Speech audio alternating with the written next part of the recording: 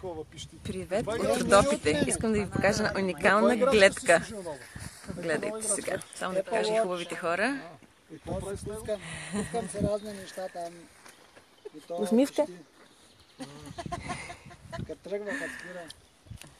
Защото видях, че си имаш нова играчка. Ето, гледката е уникална. Аз обичам играчка, се загледах кой е. Люся, сега и ти можеш да махаш.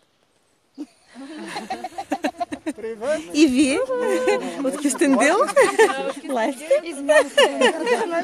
Ето ви. Здравейте, това тук са Родопите. Да.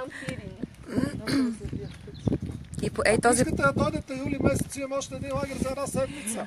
Време минути за реклама. Чакай сега, малко по-късно. А това е пътя, по който дойдохме. И от тук, да. Няма да има лагер. За мен комисион е. Добре. Еми, това беше от тук. Това е.